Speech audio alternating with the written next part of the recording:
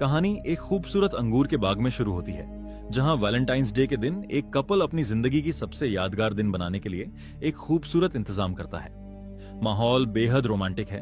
उन्होंने एक फोटोग्राफर भी हायर किया है जो झाड़ियों के पीछे छिपकर इस खास लम्हे को अपने कैमरे में कैद करने की कोशिश कर रहा है। लड़का लड़की को प्रपोज करता है। लड़की ड्रामेटिक तरीके से रिएक्शन देकर हाँ कह देती है। तभी उसे एक कॉल आता है। फोन पर उनका फोटोग्राफर था जो कहता है वह सनलाइट की वजह से वीडियो कर नहीं पाया। लड़का उस पर काफी गुस्सा करता है और फिर वे इसे दोबारा शूट करते हैं। तभी एक किलर कैमरामैन को बड़ी बेरहमी से मार डालता है। वे कैमरामैन को फोन करते हैं यह जानने के लिए कि इस बार वीडियो ठीक से रिकॉर्ड हुआ या नहीं। तभी एक तीर सीधे लड़के के सिर में घुस जाता है। ये देख लड़की जोर से चीखती है और अपनी कार की ओर दौड़ती है, लेकिन किलर उसको कार के अंदर घुसने तक का मौका नहीं देता।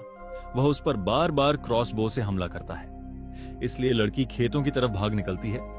भागते हुए लड़की अचानक गिर जाती है। तभी उसका फोन बजता है। दरअसल फोन में किलर था जो उसकी लोकेशन पता करने के लिए फोन किया था। तभी किलर उसके पैरों में क्रॉस बो मारता है। लड़की चीखती चिल्लाती लड़खड़ाते हुए एक वेयर हाउस पहुंचती है। उसे अंदर आते देख वहां मौजूद गार्ड उसे भगाने लगता है।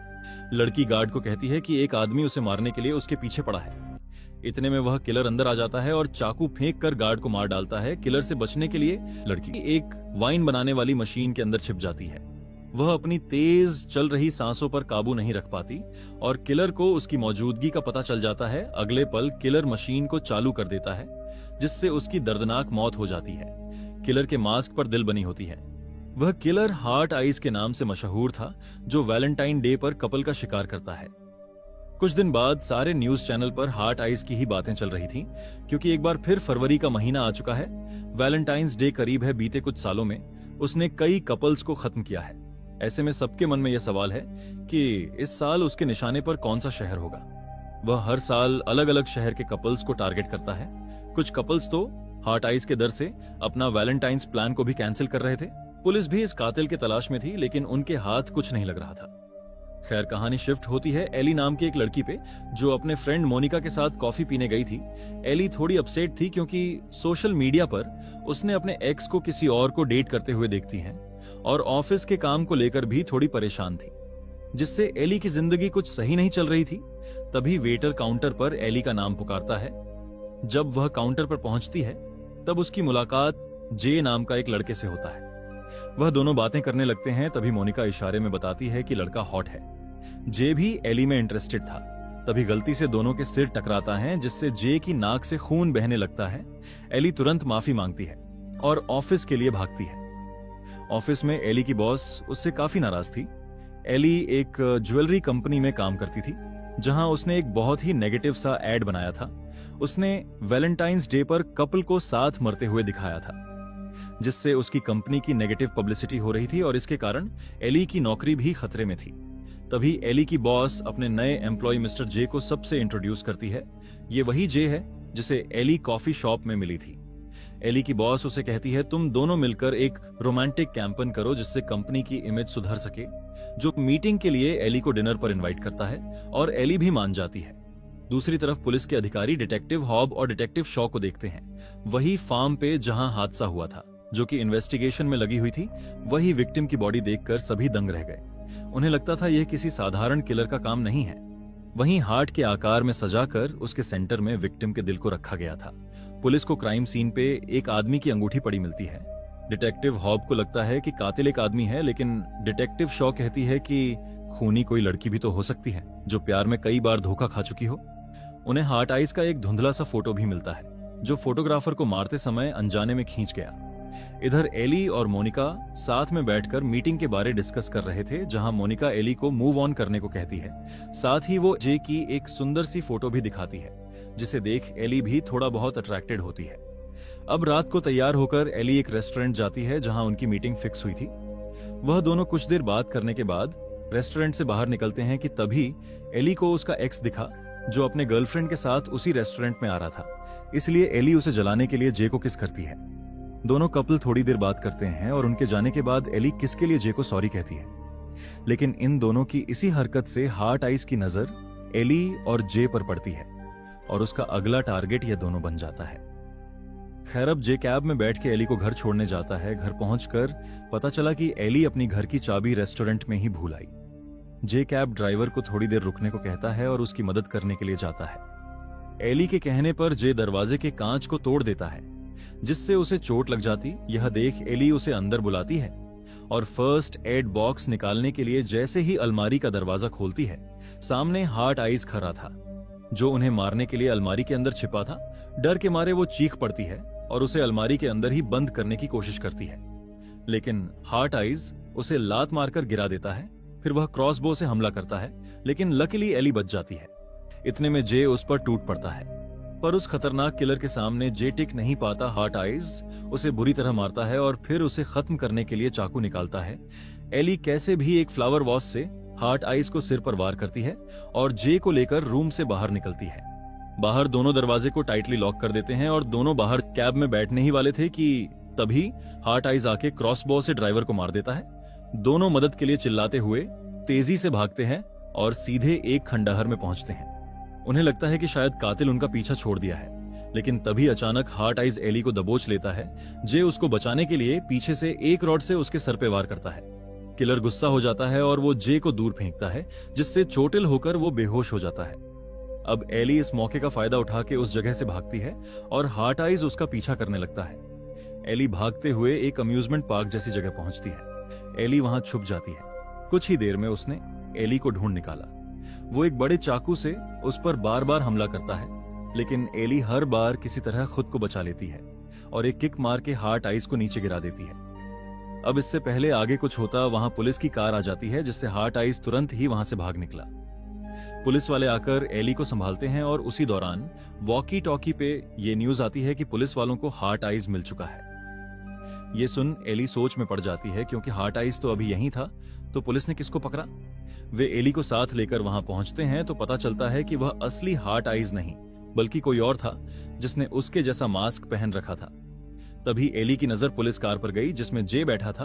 वह भागकर उससे बात करने गई, लेकिन जे एली पे बहुत गुस्सा था क्योंकि एली उसे बेहोश छोड़कर भाग गई थी। खैर पुलिस वालों को शक है कि जे ही हार्ट आइज है, क्योंकि उसके पास से हार्ट आइज का मास्क और क्रॉसबो मिला था।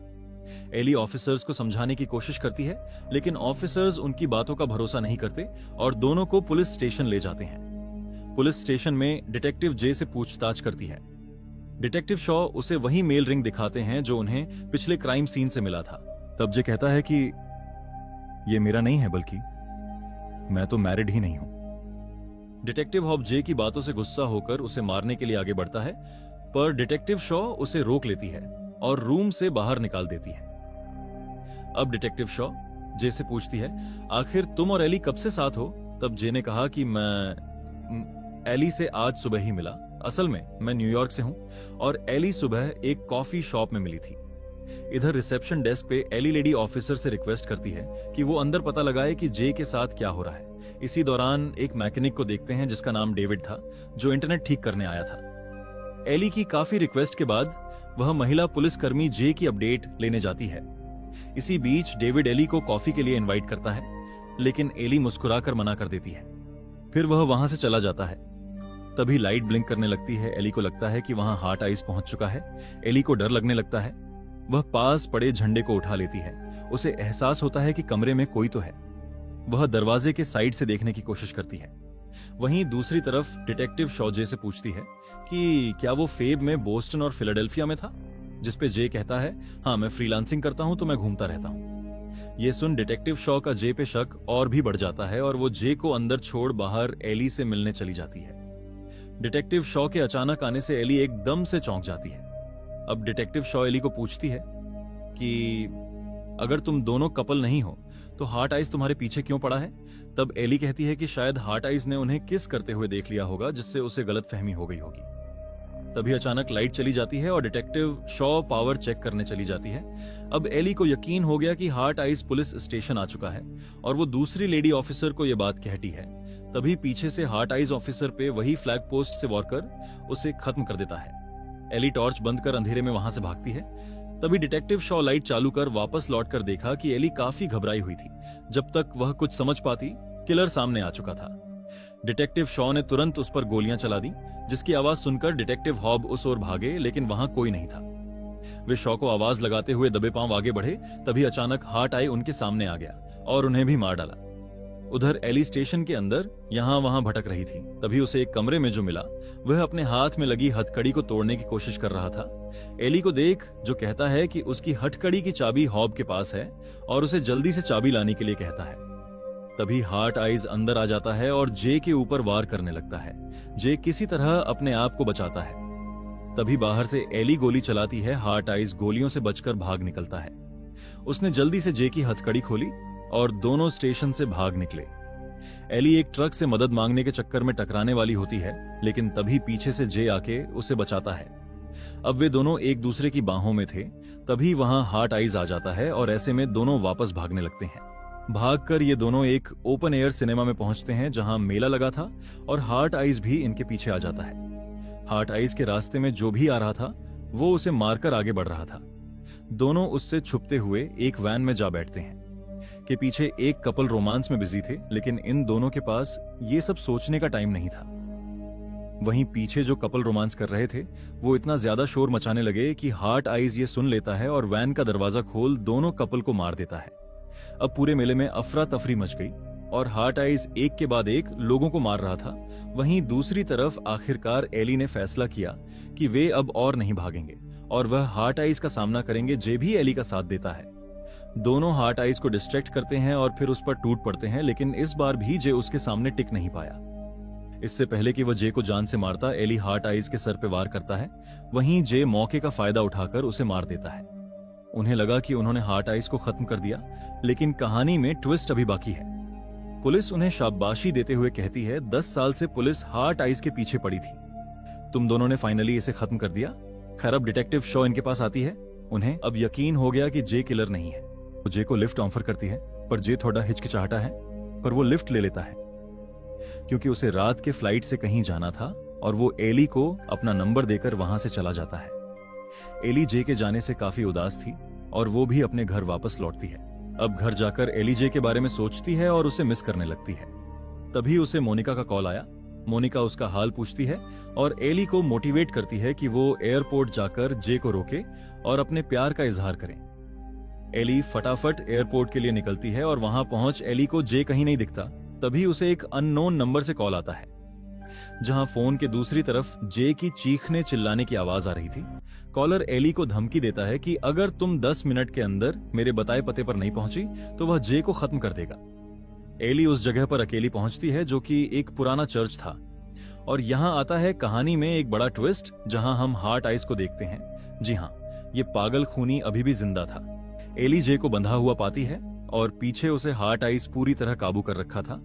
अब जैसे ही हार्ट आइज अपना मास्क उतारता है, फाइनली हम हार्ट आइज का असली चेहरा देखते हैं, जो डेविड था। जी हां, ये वही लड़का है जिसने एली को पुलिस स्टेशन में कॉफी के लिए पूछा था। लेकिन उसके साथ दूसरा हार्ट आइज कौन है? वह थी डिटेक्टिव शॉ। असल में दोनों कपल थे और जिसको जे और एली ने मारा था वह डेविड का दोस्त था। अब यहां पता चलता है कि हार्ट आइज एक नहीं बल्कि 3 लोगों की टीम है, जहां मेन 2 लोग हैं डेविड और डिटेक्टिव शॉ। ये दोनों कपल दूसरे का शिकार किया करते थे और उनका दोस्त बस इनका फॉलोअर था। असल मास्टरमाइंड तो ये दोनों थे। डेविड और शॉ पिछले 10 सालों से साथ है और हर वैलेंटाइन ये लोग ऐसे ही शिकार किया करते हैं। तभी तो जब एक कहीं फंस जाता है तो दूसरा उसकी जगह लेता है और फिर जब वो फंस जाता है तो तीसरा उसकी जगह लेता है। जब जे और एली ने हार्ट आइज को रूम में बंद किया था तो फिर वो बाहर कैसे निकला? तो सीक्रेट ये है कि अंदर वाला हर्ट आइज एली था और ड्राइवर को मारने वाला डेविड था।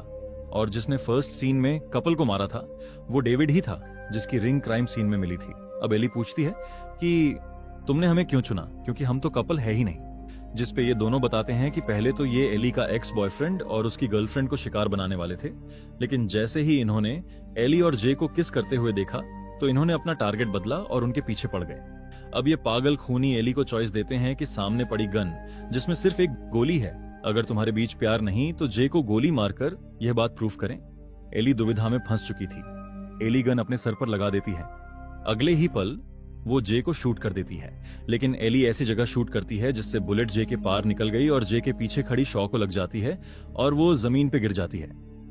मौका देखकर एली और जे भागते हैं, लेकिन दोनों ही पकड़े जाते हैं, जहां एली को शॉ और जे को डेविड पकड़ लेता है। शॉ यहां एली पे वार करती है।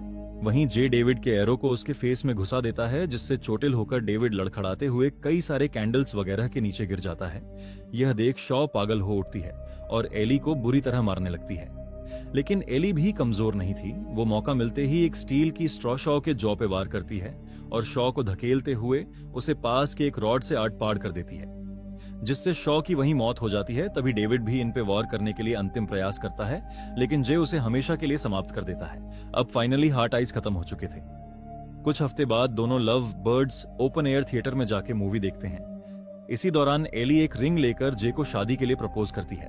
तभी एली को एक अननोन नंबर का कॉल आता है, जो बड़े ही डरावनी आवाज में उससे बातें करता है।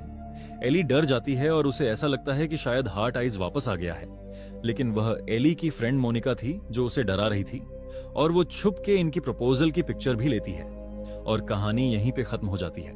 जुड़े रहने के लिए धन्यवाद। अगर आपको वीडियो अच्छी लगी हो तो लाइक, शेयर और नए हैं तो सब्सक्राइब करना ना भूलें। मिलते हैं अगली बार और एक रोमांचक कहानी के साथ।